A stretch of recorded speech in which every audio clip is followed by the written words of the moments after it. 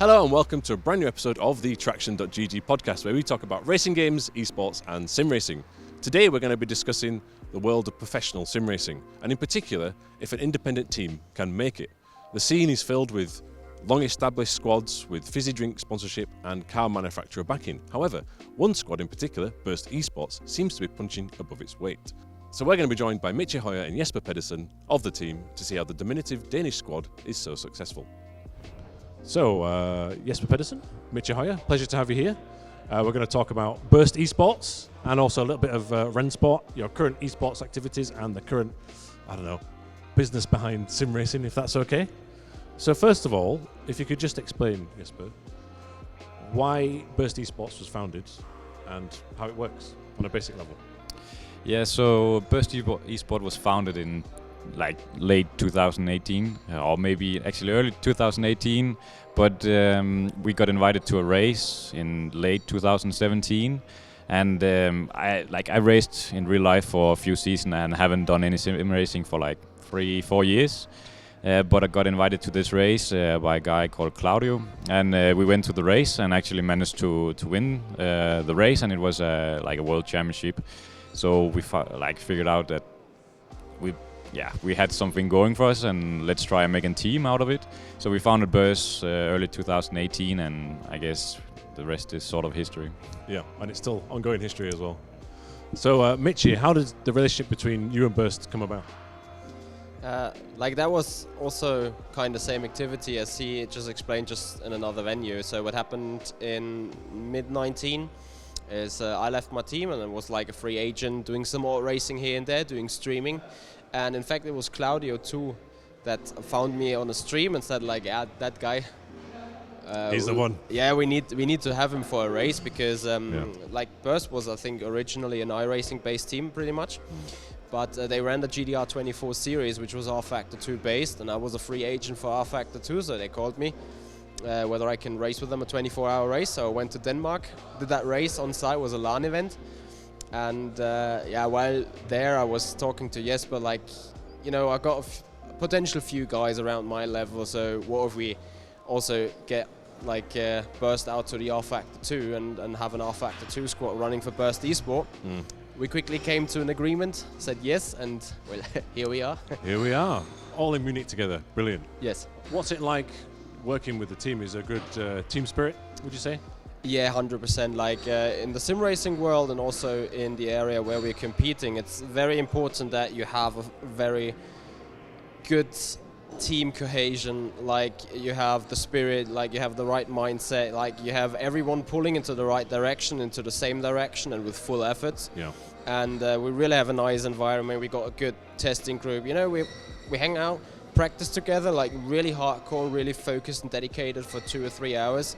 Then we do the debrief, and in between, on the debrief, we can have a joke here and a joke there, whatever. And that, Burst Esports like family. Everyone's welcomed, everyone is always putting in the work, and everyone is giving everything for everyone in the team. And I think that's the key part of the success what we're having right now. So Burst is proudly Danish, is that a good way of describing it? What's it like being one of the few Danish teams out there in the mix amongst, as we are today, several German and British based ones? Is it a unique aspect? I think it might be because Danish people or Danish teams have a rich history in esports. We have probably the largest Counter-Strike team in the world, Astralis. So there's a lot of esports in Denmark. We are seeing sim racing schools popping up everywhere. So we will see a lot of great Danish sim racers in the next coming years because they're really quick. So I think having a Danish team already at the top, but with an international roster, is a unique thing. And I think we for sure gonna get more Danes involved in the team, but keep the international roster because we're also expanding right now. We are looking at iRacing, ACC, probably Race Room as well, and of course Rennsport, where we are testing now. So I think the team will grow fast the next maybe year or 2 years. So it's gonna be exciting times. Yeah. When it comes to your independence, you're not backed by a fizzy drink or a car manufacturer, as many other teams seem to be, with sort of a little regard for, let's say, keeping the lights on. and I guess you have to go out there and try and find sponsors and try and sell sim racing to the wider world. So, first of all, from your point of view, is that a challenge? Of course it's a challenge. It's much easier when you have the budget from day one, and we didn't have that, so we had to work for it. And the way we did it was like we want a strong driving roster. We want the sporting side working, and when we have the results, we believe the sponsors will come, and that's what we're seeing now. We just signed a really good partnership with a company called NextView. And it's a really close collaboration between us and them. It's not just here you have some money. It's actually we have a meeting every week with them and talking about how we can help one another. So I think the way we're doing it is a bit different, but right now it's working out, and we are growing fast, and that's also why we are able to expand to different platforms. Yeah, it must be difficult, but it's good to find a partner that's also deeply involved. It's not just the funds, as you say. So from your side, Michi, do you think that you do a lot of streaming and YouTube videos and social media activations? Is that also something that needs to go hand in hand with getting good results? It's not just the on-track stuff to keep people happy. Do you need to put yourself out there a bit more as well? To be all honest, I think being a streamer and putting myself out there on the web so openly makes the challenge actually harder, because if everything is going good and everyone is cheering for you, but if you do a major mistake, of course, everyone is like, you've done it. And like, so there's extra pressure. You got the reactions live, you got your actions on tape, also you got your facial expression always on tape, so it's an extra pressure.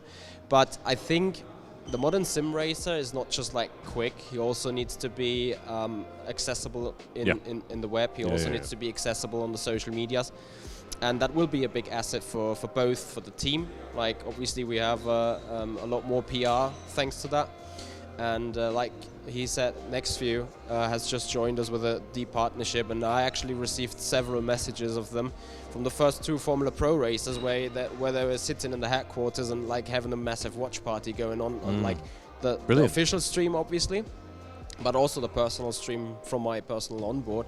And like, that is just super great, because it helps me as a streamer to expand, to grow. It helps Burst to get the brand out there, and also the visibility out there, and the results just great. It's just like adds up to another. So I think it's a key element of the successful esportsmanship. Yeah. And so when you're competing, well, actually, Michi, you're competing a lot. So could you just run us through what you're doing this year at the minute? This year I'm doing really, really much to get the channel active and big. So I've started with Formula Sim Racing World Championship. It's the 5th consecutive season I'm running in there. I've entered the GPVWC Sim Racing Series. It's also another Formula 1 based series. Then I'm running the Virtual Endurance Championship with the Cadillac DPI, and the same car again in a GTR 24. So 2 endurance races. Or endurance race series, and beyond that I'm running in the pinnacle of open wheel racing on rFactor to the Formula Pro series, which obviously is the main focus for this year. And of course for this year also still counts the Le Mans Virtual Series, where we have competed in with 2 cars, and I've been very proud to be part of that. Yeah, so Jesper, when you see the Formula Pro Series, we're recording this just after the Monza round, where both Michi and Jörne Simoncic had brilliant drives and great results. Is that something that you're watching, and do you feel proud when you see the drivers performing so well? Well, the honest reply is probably I don't watch many races, to be honest. I have a fair few businesses. I'm really busy managing that, so watching the races is usually not something I do. I try to, but if I do, I never watch the official streams. I always watch Michi's stream and try and make a joke here and there, and if they don't perform well enough, I try to bet 20 euros if you can become P5. Okay, some extra motivation there. Yeah. So I try to, but it's not always I'm able to. But yeah, I would like to watch more, and I would also like to race more, because I don't have the time for that as well. Yeah. What are the main series that Burst competing at the minute, or have competed in recently? Obviously, I know Mitch has mentioned Formula Pro Series, FSR, Le Mans Virtual Series. Are there any other ones on the horizon? Like, we also will focus on Le Mans Virtual Series when that's happening again. Yeah. Hopefully, like late this year, it will happen again. That's going to be one of our main focus. We kind of feel like we've been like stolen a win in 2020, and we're leading the series heading into the last round at Le Mans, and we came P3 in the end. So we feel a bit like we've been stolen 2 victories. Like we had the pace, of course, like great competition, and it was close. But so yeah, that's gonna be our focus, and of course Formula Pro is also a big series we want to do well in. So in the last 24 hours of Le Mans Virtual and Le Mans Virtual Series, you were running with ByKolles as a partner. Michi, you were driving for that car, correct? Yeah. How did that relationship come about with the real world LMP1 and now hypercar team? So back in 2020, when the first race happened, it was COVID times, so like the real race was postponed, but like they needed a race in that weekend, and it was just happening virtually. So like the rules said were we needed 2 pro drivers and like real life drivers, and then 2 professional sim races. And like from day one, we got a lot of teams that contacted us wanting to do like a partnership with us. So we were in a fortunate position where we could actually choose, and we could choose like a big or bigger manufacturer, something like that. But we were looking at mostly performance, and ByKolles had some strong real drivers that could perform in the sim, which also showed in the race. So that's how it came about, and then it's just grown from there. Now we really have a great partnership. I visited them at Le Mans, and like just 2 days ago we went to the factory before coming here, where we saw the new hypercar, which is looking amazing. Like the engineering on it is insane. So I think next year, hopefully, that will be in the hypercar class at Le Mans, and we will go there and cheer from the stands. And that's cool. So Michi, having seen the Van Wall hypercar recently, and I saw it on your social media as well, on your YouTube there. Was that a good experience? I saw also, didn't you have the Virtual Le Mans trophies on the vehicle? Yeah. It's good to show a relationship between, it's not more than just a sponsorship, right? It's like they're actually getting you involved and getting into the 100%. Like the most impressive thing, like funny enough, was we went into their main office, and it was like an empty office, just folders, computers, like everything you have in an office and a biro. But there was this one board where all those Le Mans trophies were on, so that showed like the proper dedication also from the other side. And when you come in there as a driver, and you compete for them, and you get those podiums and you get those trophies sent to the home team, but not to yourself. It's a bit odd, obviously. But then you come to the place where they actually went, and then you get them into the hands. You can do pictures with it, and you see them that they are up in the spot. It's been super visual, so they were a real thing to them, and that's just so awesome to see. And like, obviously being there, it's just great. It was like the guys were super generous, they were super welcoming, and they showed us around. We had a great look on the car, and also like seeing things that we usually don't see at all. Like in the sim, you go into the setup and I clicked on Europa 1, 2, 3, 4, and then it's softer. But here we actually saw, okay, you need to open the bonnet, you need to get to the suspension, you need to open the fitting, like the fitting pieces that keeps the anti-roll in place, then you replace the anti-roll, put it back in, and do the thing reverse. And that just gives another view on the sim racing world to what it means as being simulated racing and simulated setup work. Compared to like what happens in the real world, and also obviously how the parts going to be produced.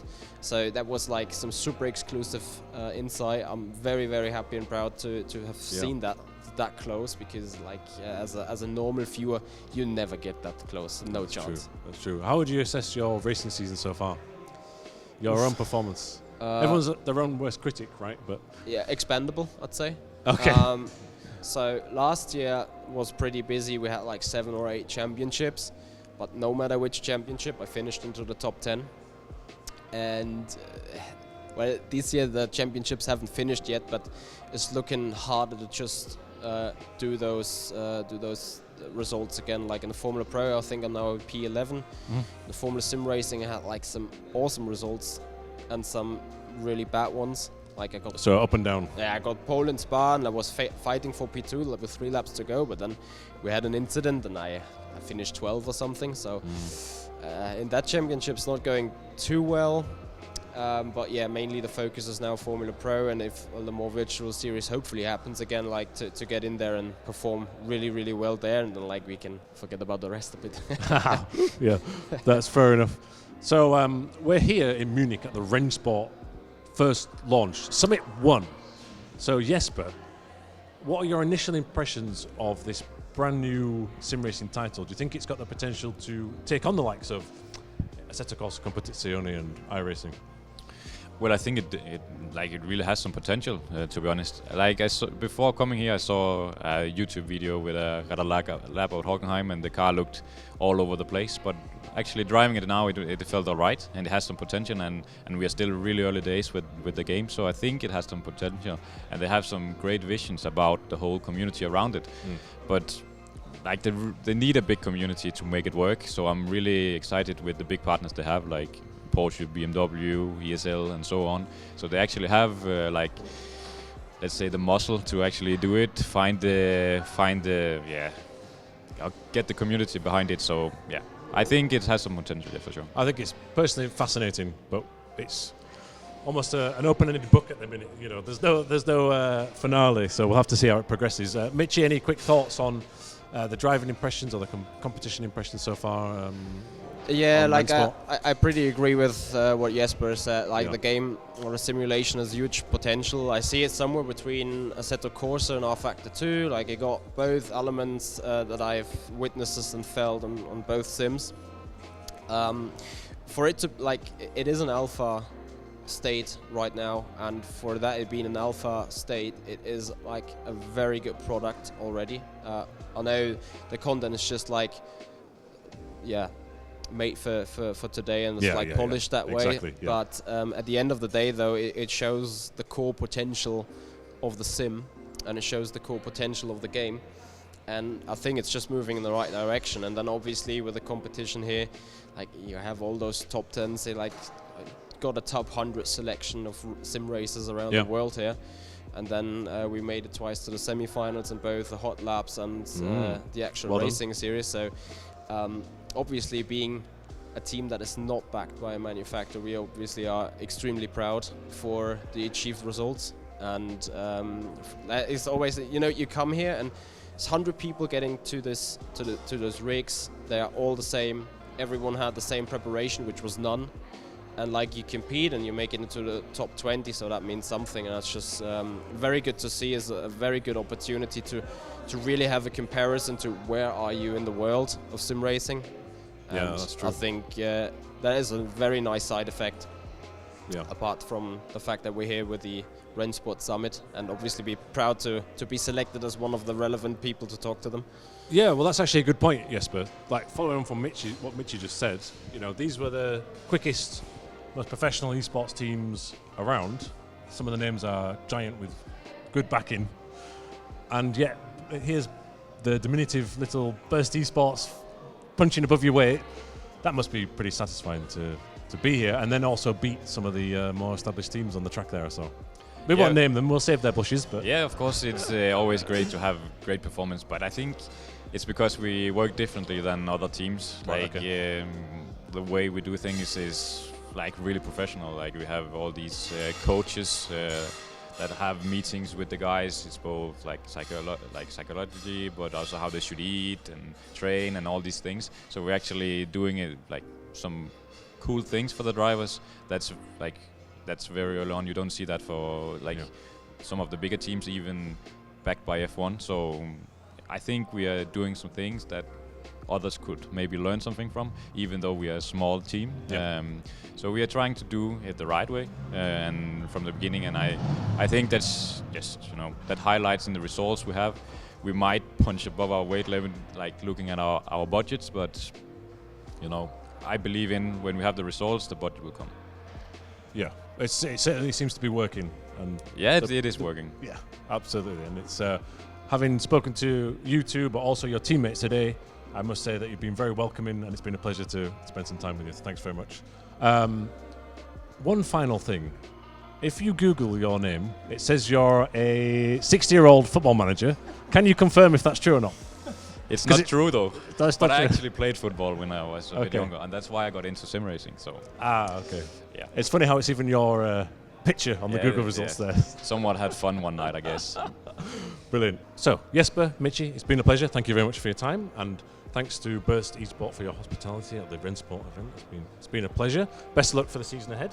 We'll put details to your website and your social media, including your personal Instagram, in the links below. Don't forget to catch Michi Hoyer on his YouTube and social media channels, but also the TraxionGG Twitch channel, where he streams rFactor 2 on a weekly basis, if your racing activities weren't enough already. So thanks very much.